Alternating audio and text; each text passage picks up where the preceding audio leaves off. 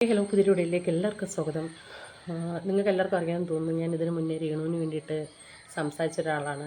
അന്ന് രേണുവിന് വേണ്ടി സംസാരിക്കാൻ എൻ്റെ വീട്ടിൽ പല പ്രശ്നങ്ങളും നടന്നിട്ടുണ്ട്. എൻ്റെ മോൾ എന്നോട് പറഞ്ഞു, ഉമ്മ ഉദ്ദേശിക്കുന്ന കണക്കല്ല അവർ. അപ്പം ഞാൻ അവളോട് പറഞ്ഞു, മേലാൽ മോശപ്പെട്ട വർത്തമാനം പറയരുത്. കാര്യം ഭർത്താവില്ലാത്തൊരു സ്ത്രീ ജീവിക്കാനായിട്ട് ഇറങ്ങുന്ന സമയത്ത് എന്തൊക്കെയാണ് ഉണ്ടാകുന്നത് എന്നുള്ള സാഹചര്യങ്ങൾ കുറേയേറെയൊക്കെ മനസ്സിലാക്കിയിട്ട് ജീവിച്ച ഒരാളാണ് ഞാൻ. അതുകൊണ്ടാണ് ഞാൻ അന്ന് രേണുവിന് വേണ്ടി സംസാരിച്ചത്. പക്ഷേ ഞാൻ 2 ദിവസത്തിന് മുന്നേ ഒരു വീഡിയോ കണ്ടായിരുന്നു. കിച്ചു വീട്ടിൽ പോണതും അനുജൻ കുട്ടീനെ കാണുന്നതും കെട്ടുപിടിക്കുന്ന ഉമ്മ കൊടുക്കുന്നതുകൊണ്ട് ഭയങ്കര സന്തോഷം തോന്നി. എന്നാൽ അതിലേറെ എനിക്ക് വേദനിക്കുന്ന കുറച്ച് കാര്യങ്ങളും കൂടെ ഉണ്ടായി അതിൻ്റെ അകത്ത്. അതും കൂടെ നമ്മൾ ആഡ് ചെയ്തുകൊണ്ടാണ് ഇതിനകത്ത് പറയുന്നത്. സംഭവം വേറെ ഒന്നുമല്ല. ഇപ്പോൾ രേണുവിനോടൊരു വാക്കുപോലും പറയാതാണ് സുധി അവിടെ പോയത്. അത് രേണുവിൻ്റെ വേറൊരു ഇൻ്റർവ്യൂവിൻ്റെ അകത്ത് ഞാൻ കണ്ടായിരുന്നു. ഞങ്ങളോടത് പറയാതെയാണ് അവൻ വന്നത്. പറഞ്ഞിട്ടുണ്ടായിരുന്ന ഒരു പക്ഷേ നമ്മൾ ഒരിക്കലും പ്രതീക്ഷിക്കാത്ത പല കാര്യങ്ങൾ, നമ്മളിപ്പോൾ ഈ കണ്ട പല കാര്യങ്ങളും നമുക്കവിടെ കാണാൻ പറ്റൂലായിരുന്നു. സംഭവം എന്തെന്നൊക്കെയല്ലേ, കിച്ചു അവിടെ ചെന്നിട്ട് രേണുവിൻ്റെ വീട്ടിൽ രേണുവിൻ്റെ ഫാമിലിയിലുള്ള എല്ലാ അംഗങ്ങളും അവിടെ ഉണ്ട്. പക്ഷേ കിച്ചു പൊടിമോനെ ഒന്ന് കുളിപ്പിക്കുകയോ കഴുകുകയോ വൃത്തിയാക്കുകയോ ഭക്ഷണം കൊടുത്തതിൻ്റെ പാടുകൾ വരെ ഈ ഭാഗങ്ങളിലുണ്ടായിരുന്നു. ആ കുട്ടീനെ ഒന്ന് വൃത്തിയാക്കാനുള്ളൊരു സമയം ആ വീട്ടിലുള്ള ആൾക്കാർക്കില്ലായിരുന്നു. ഒന്നത്. രണ്ടാമത്തേരും കിച്ചു ചെന്നിട്ട് കയറി ഇരിക്കുക, ഭക്ഷണം കഴിക്കുക, വാ മോനെ ഒന്ന് വിളിച്ച് കേട്ടാൻ ആ വീട്ടിലൊരാളില്ല. അവൻ്റെ വീടാണ്, അവൻ്റെ ആ ചെറിയ കുട്ടീൻ്റെ വീടാണ്, റിച്ചുമോൻ്റെ വീടാണ്, കിച്ചുവിൻ്റെ വീടാണ്. അപ്പോൾ ഈ 2 കുട്ടികളുടെ അവസ്ഥ കാണുമ്പോൾ ദയനീയമായിട്ടാണ് എനിക്ക് തോന്നിയത്. അവൾ പോട്ടെ, അവൾ ചിലപ്പം കുട്ടികളെ വളർത്താൻ വേണ്ടിയിട്ട് അവൾ ഏതറ്റം വരെ ജീവിച്ചാലും നമ്മൾ നോക്കേണ്ട കാര്യമല്ല. ഞാൻ അതിനവളെ കുറ്റം പറയുന്നത്. പക്ഷെ ഞാൻ കുറ്റം പറയുന്നതെന്ന് വെച്ചാൽ കിച്ചുവിന് കുറേ കാര്യങ്ങളും റിച്ചുവിൻ്റെ കുറേ കാര്യങ്ങളും അവൾ ചെയ്ത് തീർക്കാനുണ്ട്. അത് അവൾ ചെയ്യുന്നില്ല. ഇങ്ങനെ ഓടിക്കൊണ്ട് നടന്നിട്ട് കഥയില്ല. കുഞ്ഞുങ്ങളുടെ കാര്യം കൂടെ ശ്രദ്ധിക്കണം. പിന്നെ അത്രയും നല്ല മനോഹരമായ ഒരു വീട് ഒന്ന് ആലോചിച്ച് നോക്കണം.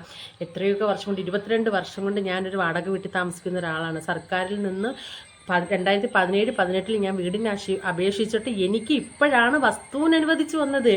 പക്ഷേ സുധി എന്ന് പറയുന്നൊരു വലിയൊരു കലാകാരനെ മനസ്സിൽ വിചാരിച്ചിട്ട് കൊണ്ട് നമ്മളെ കേരളത്തിലെ ഒരുപാട് നന്മ നിറഞ്ഞ മരങ്ങൾ ചെയ്തു കൊടുത്തൊരു വീട്ടിൻ്റെ അകത്ത് കിടന്നും കൊണ്ട് ആ വീട് കണ്ടിട്ട് എൻ്റെ റബ്ബേ, എൻ്റെ കണ്ണ് എനിക്ക് കണ്ടിട്ട് എനിക്ക് സഹിക്കാൻ തോന്നിയില്ല. കണ്ണ് എന്നെ പൊട്ടി. ഇതെന്താ ഇങ്ങനെ ഇത്രയും വൃത്തികേടായിട്ടൊരു വീടിടാൻ പറ്റുമെന്ന് ഞാൻ കണ്ടത്. ഇത്രയും വൃത്തിയില്ലാത്ത ആൾക്കാരാണോ അപ്പോൾ അവിടെ താമസിക്കുന്നത്?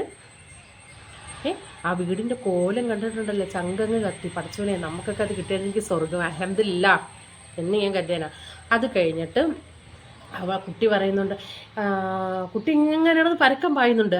അപ്പം ഇവൻ ചോദിക്കുന്നത് എന്താ ഒരു സാധനം കാണിച്ചിട്ട് പറഞ്ഞ് കുട്ടി ഓടുവാണ്. ഓന് കൂടെ പോകുന്നുണ്ട് ക്യാമറ പിടിച്ചുകൊണ്ട്. സംഭവം എന്തോ അച്ഛൻ്റെ ട്രോഫി, സുധിയച്ഛൻ്റെ ട്രോഫിയാണെന്നും പറഞ്ഞുകൊണ്ട് ചാക്കിൻ്റെ അകത്ത് കെട്ടി വെച്ചിരിക്കുന്നു. ഓളെ എന്താ കാട്ടാ, ആടിച്ച് പൊട്ടിക്കണ്ടേ ചന്തി? ഞാൻ ഇങ്ങനെ തന്നെ പറയൂ കേട്ടോ. ആ പാവപ്പെട്ട മനുഷ്യന് എത്ര വർഷം കഷ്ടപ്പെട്ടത്, എത്ര ദിവസങ്ങളിൽ ഉറക്കൊഴിഞ്ഞ്, എത്രത്തോളം സ്റ്റേജുകളിൽ കയറി ഇറങ്ങി ഉണ്ടാക്കിയ ആ പുരസ്കാരങ്ങളാണ് അവൾ വലിച്ച് കട്ടിൻ്റെ അടിയിൽ എറിഞ്ഞിരിക്കുന്നത്. അവളെ ചാട്ടവാളിനാണ് ഇടിക്കേണ്ടുള്ളത്, അല്ലേ?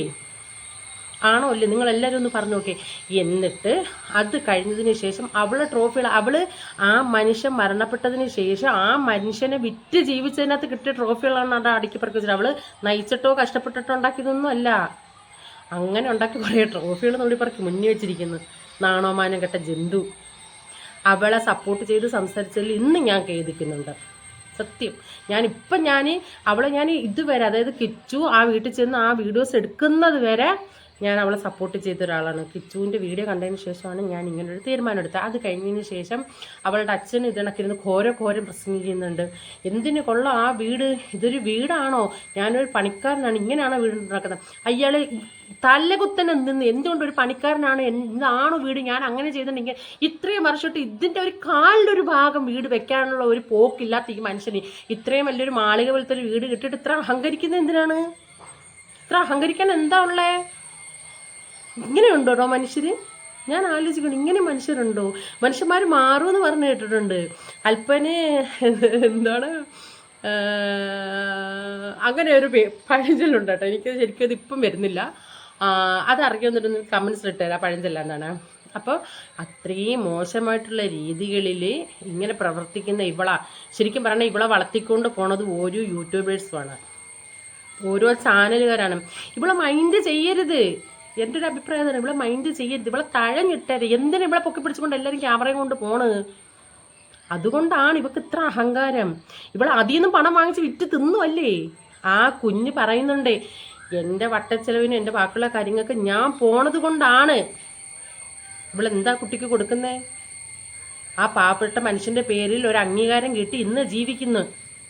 ഇത്രയും അഹങ്കാരിയായിട്ടുള്ള സ്ത്രീയെ സപ്പോർട്ട് ചെയ്തതിലും അവർക്ക് വേണ്ടിയിട്ട് ഒരു വട്ടം സംസാരിച്ചതിലും ഞാൻ എൻ്റെ ഓരോ മലയാളികളുടെയും ക്ഷമ ചോദിക്കുന്നുണ്ട്.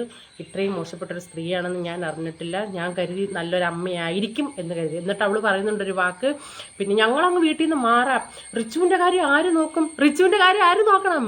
റിച്ചുവിനെ പ്രസവിച്ചത് അവളല്ലേ, അവൾക്കല്ലേ ഉത്തരവാദിത്തം. 1.5 വയസ്സായ 2 വയസ്സ് അങ്ങോട്ട് കുട്ടിയാണെന്ന് തോന്നുന്നത്. അത് ആരെ നോക്കണ്ട, അവളെ ജോലിയല്ലേ. ഇത്രയും എന്താ പറയുക, ഒരു മാനേഴ്സ് ഇല്ലാത്ത, ഇത്രയും കൾച്ചർ ഇല്ലാത്തൊരു സ്ത്രീ ഞാൻ കണ്ടിട്ടില്ല കേട്ടോ. ആ തന്തയും മോളും ബെസ്റ്റ്. ശരിക്കും പറയണല്ലോ, ഇപ്പം ഒരു കണക്കിന് ആ മനുഷ്യൻ രക്ഷപ്പെട്ടെന്ന് തന്നെ പറയാം. അങ്ങാരി ജീവിച്ചിരിപ്പുണ്ടായിരുന്നെങ്കിൽ ഇവളെപ്പോലൊരു സാധനത്തിൻ്റെ കൂടെ ഇവളുടെ ഈ മുഖംമൂടി അണിഞ്ഞു വെച്ചിട്ടുള്ള ഈ കപട സ്നേഹത്തിൻ്റെ മുന്നിൽ അങ്ങാരി വിഡ്ഢിയായി പിന്നെയും ജീവിക്കേണ്ടി വന്നേനെ.